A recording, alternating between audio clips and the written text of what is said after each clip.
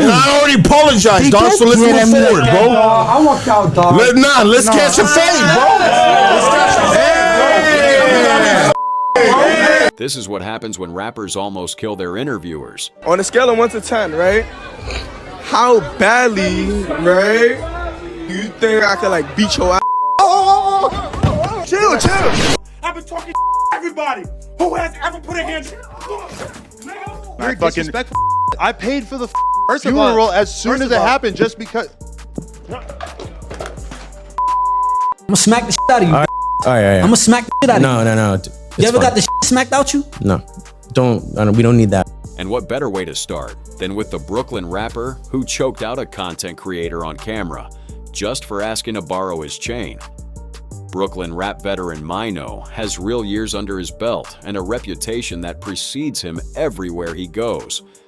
So when young content creator Bubba 100 walked up to him at Irving Plaza in 2023 with a camera rolling and started pushing buttons, the countdown to disaster started immediately. Mino even told him from the jump to keep it respectful. But Bubba wasn't listening. He kept pressing, kept asking to try on Mino's chain, a chain that reportedly carries a picture of his late mother, and kept trying to build a moment for content. Mino gave him warning after warning, but Bubba thought he was untouchable. This is nobody's here. This is between me and you. You feel what I'm saying? So look, hey, you want your moment, right? Huh? That wasn't a question. That was a promise. And Bubba still didn't read the room. On everything I love, you're gonna get your moment. All right, so wait. So let me borrow Be your nice. chain. Let me borrow your chain. Be nice. I can't borrow it. Asking to borrow a man's chain in hip-hop is basically asking to get hurt. Mino was already telling him to stop, already giving him every chance to walk away. But then Bubba went for the kill shot. I can't borrow your chain. You wanna borrow my chain? Yeah, let me borrow it. Let me put on your chain so I can see how it feel. I want to see how it feel like. You know what I'm saying? To have on the See, chain. now you're just chatting. See, I gave you your time. Mino's patience was gone. You could hear it in his voice. He gave Bubba his time, and Bubba wasted every second of it. But just wait until you hear what Bubba said next. On a scale of 1 to 10, right? How badly, right, you think I could like beat your Chill. Mino's hands were around Bubba's throat before the sentence was finished. The camera shook, the room erupted, and Bubba learned that some people lived every bar they ever rapped. Mino later claimed it was staged, but that fear on Bubba's face, that wasn't acting. Getting choked out for asking the wrong question is wild. But what happens when a 7-year friendship between a rapper and the man who helped build his career falls apart live on camera, ending with a drink to the face and words that can never be taken back? For almost 7 years, Housephone was one of the most recognizable faces on No Jumper. He wasn't just a co-host. He was Adam's friend. He stood by Adam through rape allegations that nearly ended his career, lost genuine friendships and business connections just for being associated with him, and even defended Adam to his own mother when she told him she didn't trust the guy. So when Adam aired footage of a guest making intimate claims about Housephone, footage he specifically begged Adam to delete, and did it while Housephone was still grieving his mother's death, something inside him broke permanently. They sat down on a Tuesday show to hash it out. Co-host AD was there to mediate. Adam opened by saying the whole situation had been hard on him too. Housephone wasn't buying a single word of it. You don't believe that it's been bothering me? Adam, you think I'm just lying? I'm that social. Yes, I 1000% believe that. And I believe that the only reason that you even give a is because everybody else is calling you a. Adam kept pointing to text messages he sent the editors telling them to cut the footage. He kept saying his intentions were good, but Housephone had heard that voice on the phone when he called begging for the edit. He heard Adam typing on his computer while he was pouring his heart out, and he knew the truth. Adam never even considered not releasing the episode. He admitted it himself on camera. The texts were just insurance, so he could say he tried. The argument spiraled through years of buried resentment. Adam joking about Housephone's mother being beaten by his father. Adam kicking him off a Lil Pump tour because the artist didn't want Adam around. Adam trying to replace him on the show 5 separate times. 7 years of swallowed disrespect came flooding out. And then Housephone said the line that silenced the entire room. The main thing I just wish being a that good you friend would, with being a good friend, bro. You sold me down the river for 40,000 views, but 50,000 views, bro. You really think that? Bro, Like, Adam's face changed. He tried to say he didn't do it on purpose, but House Phone was already past the point of caring about intentions. Because what happened next revealed just how deep the damage really went. I agree. She had to call me because my other family members was worried that I was gonna commit suicide, Adam. You're a piece of bro. His sister had to call him. His family thought he was going to end his life. And through all of that, Adam's response was to go on the news and describe it as the mom and the health. House Phone heard that interview, and when he brought it up, Adam made the worst possible move. He said he paid for House Phone's mother's funeral, like that was supposed to settle the score, using a dead woman as a receipt in an argument. That was the detonator. Your mom when You're respectful as I paid for the First of funeral all- as soon first as of it all- happened, just because. The drink went flying. Liquid splashed across Adam's face and the studio desk. Security rushed in. AD stepped between them, and as House Phone was being pulled away, he got the last word in.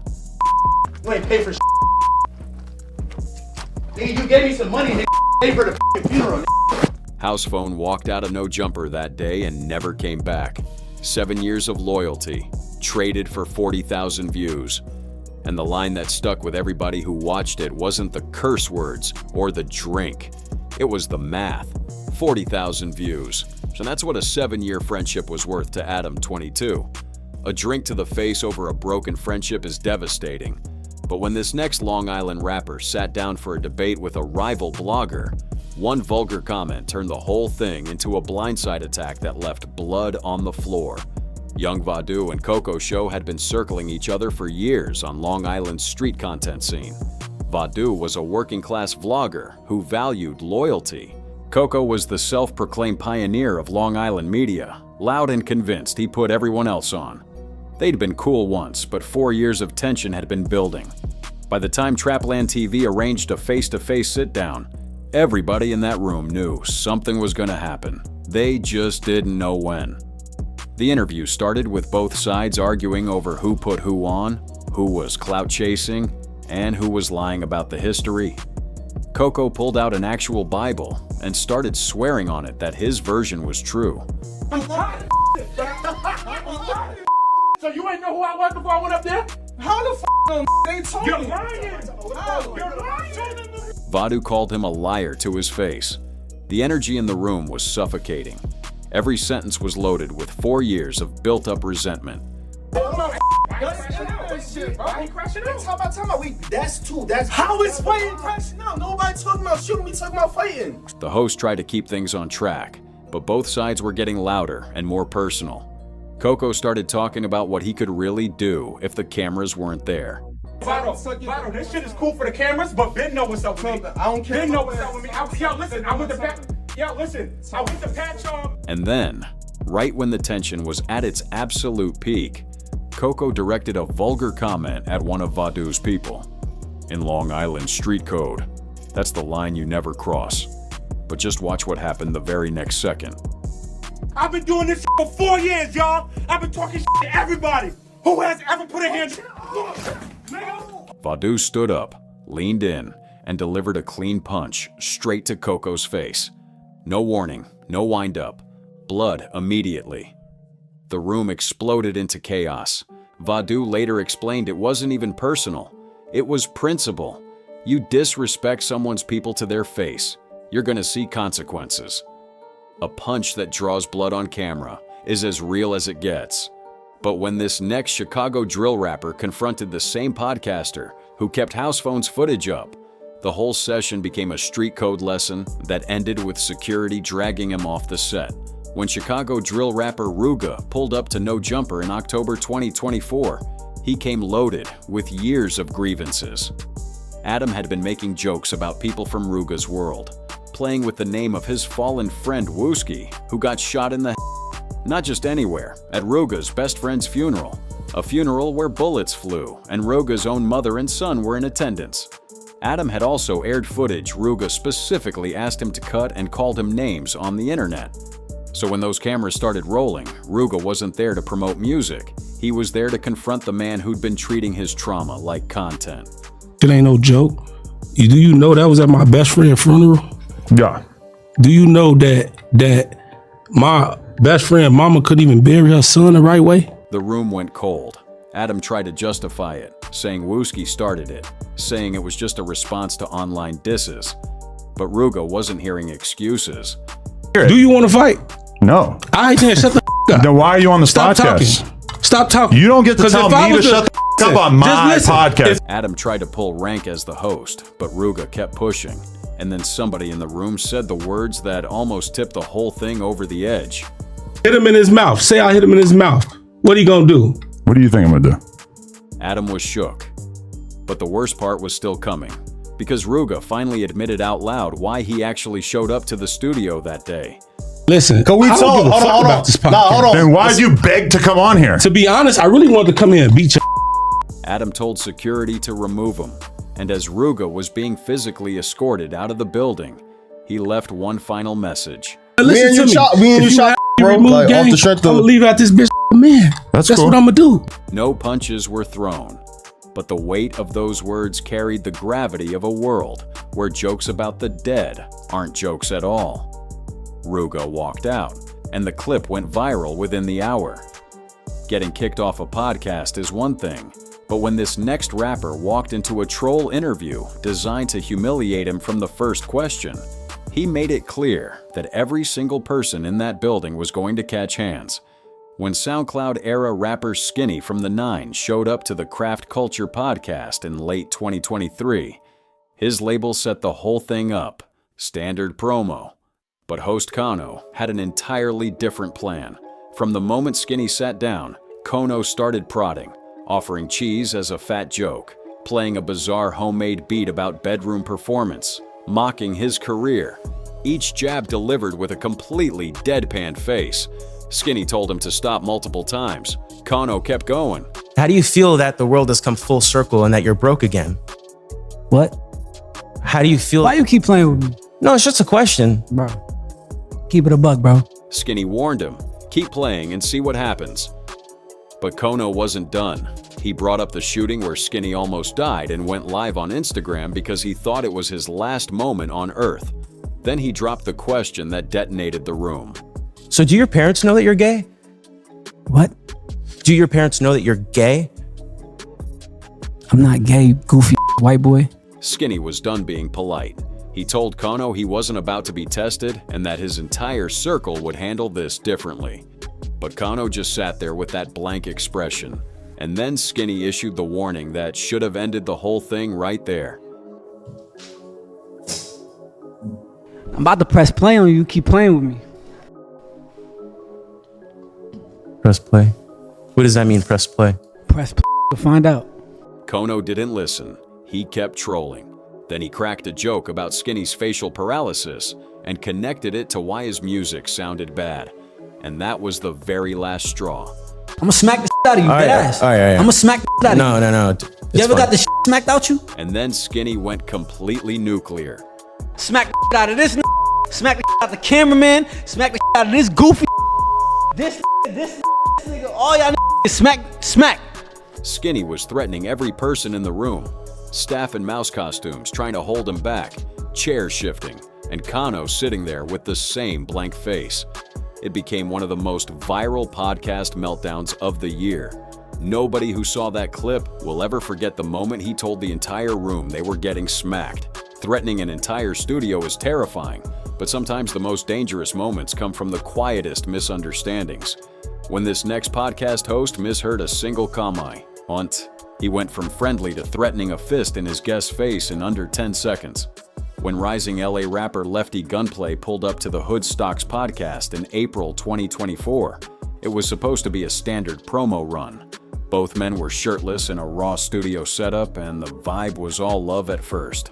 Lefty had been building serious buzz in the San Gabriel Valley street scene. Hood Stocks' host Lucky was known for keeping things unfiltered. But Lucky was clearly on one that night, and the energy shifted the second Lefty made a comment that Lucky took completely out of context. around, bro. Don't play with me. But nah, hold up, dog. Hold up, dog. Nah. Lucky heard when that's not what was said. And from that moment, nothing else mattered. The entire room could feel the temperature rising. But Lucky was already locked in and wouldn't let go. No, but everybody. I mean, you could step out of here right now and say the interview's done with. And I will though. If I do it, if you feel like you need to do that. Lefty tried to defuse it. He wasn't there for drama. But Lucky wasn't interested in peace. He wanted smoke. And then he made his intentions crystal clear. No. We could do that because I'm gonna say the interview and I'm gonna say no. Say me, bro. Now here's the thing about Lefty. Everybody in LA knows what he's about. He didn't need to prove anything. And I already apologized, dog, so let's move forward, bro. I walked out, dog. Let's catch a fade, bro. Let's catch a fade.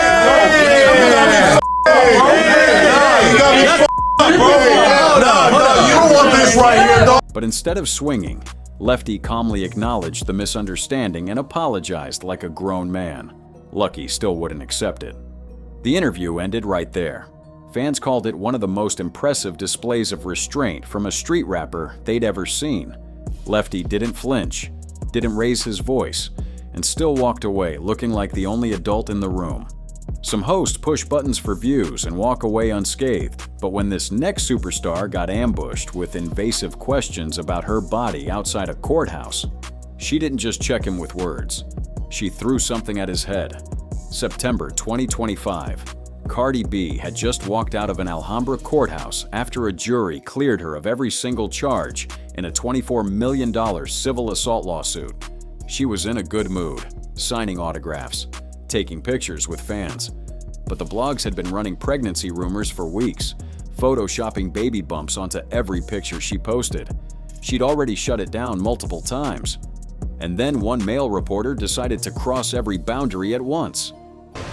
Hey Cardi, you're beautiful. Thank you. Cardi, insiders are claiming that Offset is publicly bragging about getting you pregnant for the 4th time. Do you foresee any paternity issues with Stefan Diggs? He opened with a compliment and immediately went for the throat. Pregnancy, Offset, Stefan Diggs, all thrown at her in front of the entire press pool. Cardi stopped dead in her tracks. Amazing. Do you see women asking those type of questions to me? Do you see women asking those questions to me? Why do you feel as a man you get to ask me those type of questions? She wasn't yelling. She was educating him right there on the courthouse steps.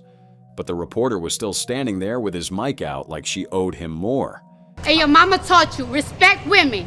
Right. You look gorgeous. You're not gonna see me after that. And you could thank him. And then the pen she'd been using for autographs went flying at his head. I'm not playing around.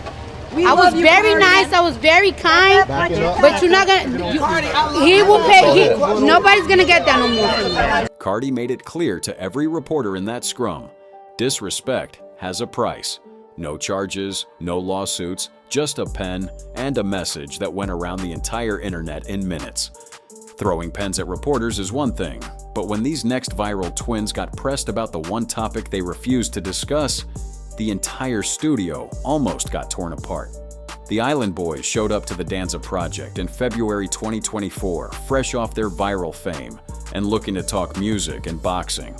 But host Danza had seen all the clips, the kissing video, the OnlyFans content, the family drama, and he was not going to let them dodge it. The twins were already on edge from months of being the internet's punchline. And the second that question hit, the whole room erupted. You know what I mean? So what's going on with with you two kissing each other and Bro, shut your up before I break this. Dude, hey, yo, that ass, I would love to see you try that. There it was. Fly Soulja was on his feet before the question was even finished. The energy flipped from interview to confrontation in a split second.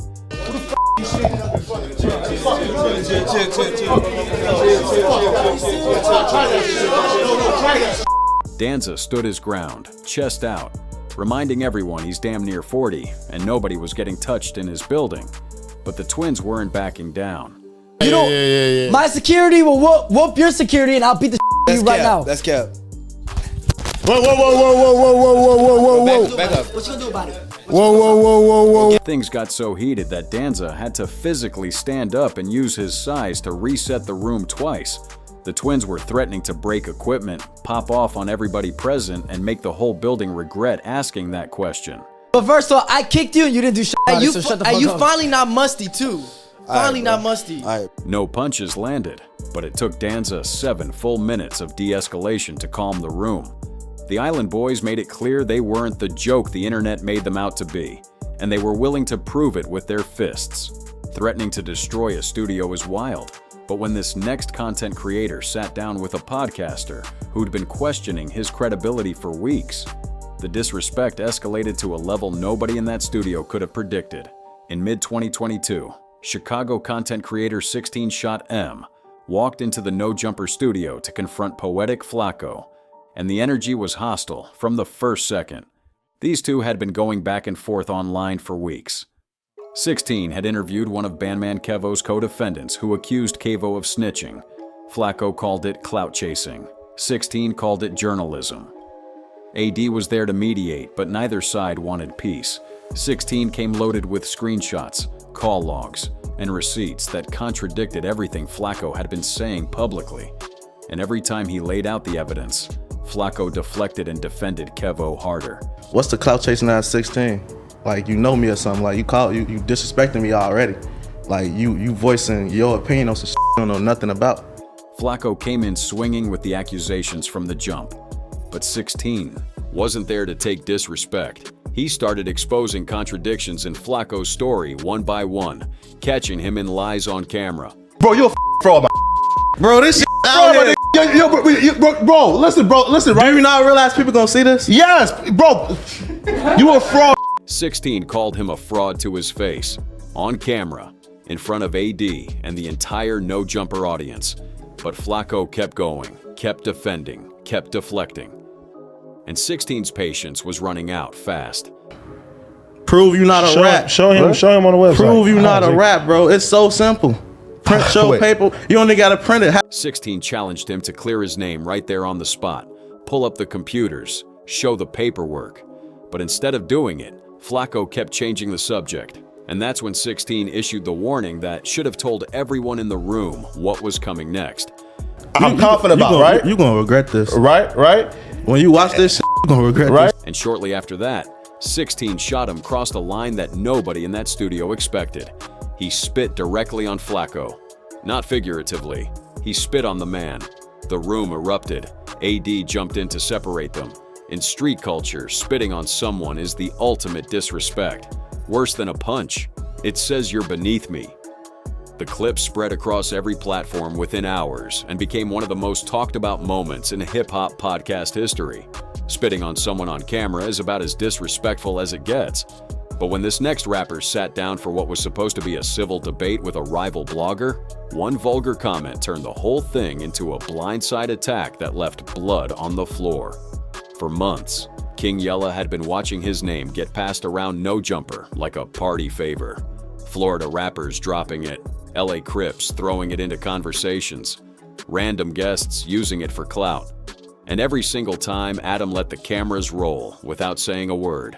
For a Chicago rapper who'd spent years trying to leave the street life behind, having his name stitched into beefs he had nothing to do with wasn't just disrespectful, it was a death sentence waiting to happen. So when Yella finally pulled up to the studio in 2024, he came with one purpose: tell Adam to his face that the games were over. I'm really worried about you steady playing with my name. But I think you're trying to put it on me playing with your name when in reality, you are a topic of conversation and a lot of people bring you up. Adam tried to deflect, said Yella's name just came up naturally because people found him interesting. But Yella knew the difference between organic conversation and a platform farming his name for clicks. And he wasn't there to debate semantics. Do you really think I'm a or something? You saying that like you sensing something on skeezy, like I've really been getting my life together trying to change, but it's like it's just playing with me. You could hear it in his voice. This wasn't rap beef. This was a man telling another man that every time his name aired on No Jumper, next to some new gang politics, It dragged him back into a world he was trying to escape. But Adam still wasn't getting it, so Yella broke it down in terms even a podcaster couldn't misunderstand. You mix my name in with from Florida. You mixing my name in with LA Crip that's playing with my. Listen, you got playing with my name talking about fate on skis. I'm not fighting nobody. Because I'm the from storylines about King Yella are so universal. You ain't. Florida, LA, different cities, different sets. And Adam was connecting Yella's name to all of it from behind a desk with armed security. Yella didn't have that luxury. He had Chicago. And when Adam made the mistake of mentioning that security, Yella's whole demeanor shifted, his voice dropped, his eyes locked in, and he said the words that froze every person in that room. You better be prepared. I'm prepared to die right now. It's you on Skeezy. It's you. Yeah, no, I'm probably even more prepared than you. No, you're not. I think I am. You're not. No, you're not. Adam tried to match his energy, said he was probably more prepared. But nothing in Adam's life had ever prepared him for the look in Yella's eyes when he said those words. This wasn't a soundbite. This was a man who had buried friends and dodged bullets, telling the person responsible for putting his name in danger that he had nothing left to lose. Yella walked out with no punches thrown and no security escort needed. Just a promise still hanging in the air that if his name kept showing up on No Jumper, the consequences wouldn't come from the internet. They'd come from the streets Adam built his whole career talking about, but never had to survive.